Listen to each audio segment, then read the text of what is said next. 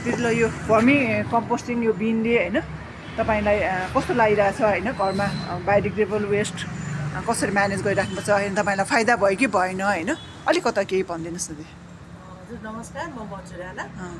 यो भर्मी कम्पोस्टको बारेमा मैले हाम्रो हेमा सुरेशबाट सुनेँ होइन, देखेँ पनि 2 पल्ट उहाँले डेमो गर्नुभयो अनि मलाई पनि इन्ट्रेस्ट लागेर मैले ल्याएँ र अब घरमा त वेस्ट त भइहाल्छ होइन, तरकारीको वेस्टहरू आउँछ।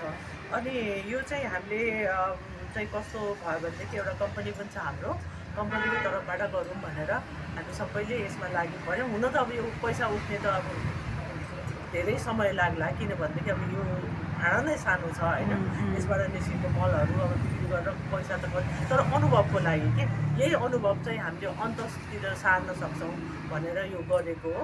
र अहिलेसम्मको फाइदा भनेको एक त घरको वेस्टहरू हामीले अब यसलाई खान दिन्छौँ, त्यो वेस्ट भएन।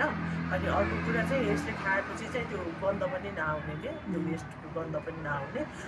अदरवाइज अब हामीले मलको खाल्डोमा हाल्यो भने त्यहाँबाट गन्ध आउँछ होइन, अब त्यो एउटा फाइदा भयो। अनि अर्को कुरा चाहिँ यो यसबाट यो भर्मीले चाहिँ पानी मल पनि दिँदो रहेछ होइन। पानी मल चाहिँ अब हामीले अहिलेसम्म चाहिँ कति 16 लिटर बेच्यौँ।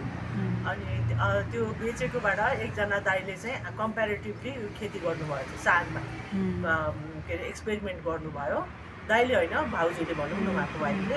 अनि गर्दाखेरि त्यो भर्मीको त्यो पानी मल हालेको र नहालेकोमा चाहिँ उहाँले 10 मिनटै देखाउनु भएको थियो, तर त्यो 10 मिनट चाहिँ अहिले हामीसँग छैन। अब उहाँदेखि अब हेमा बहिनीलाई फोटा पनि दिन्छौँ हामी।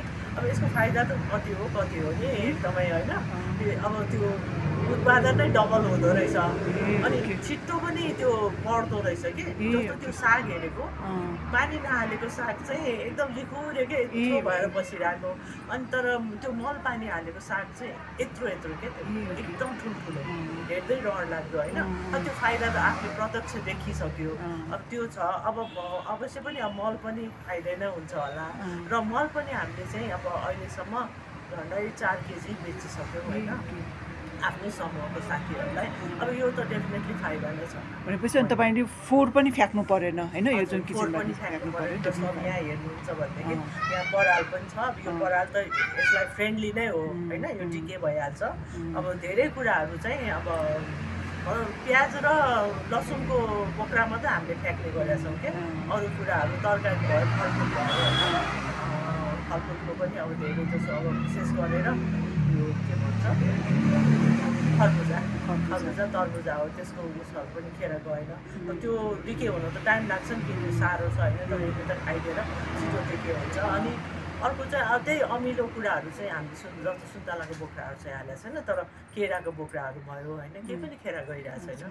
यसलाई बेफाइदा हुने कुरा मात्रै खेर गइरहेछ।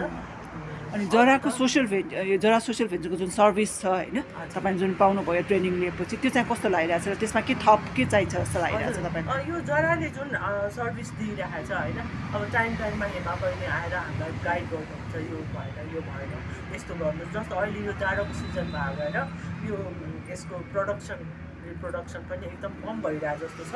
अब हामी त अब नयाँ नै हो यसको लागि, अनि यसलाई चाहिँ अलिक चिसो भयो होला भनेर हेमा बहिनीले चाहिँ सजेस्ट गर्नुभएको छ। के भनेदेखि अब अलि न्यानो यसलाई पुरै ढाकिने गरेर कपडाले छोपिदिनु अथवा बोराले छोपिदिनु भन्नुभएको छ होइन। यो यस्तो किसिमको टिप्सहरू चाहिँ हामीले पाइरहेका छौँ, जसको लागि चाहिँ हेमालाई धेरै धेरै धन्यवाद है।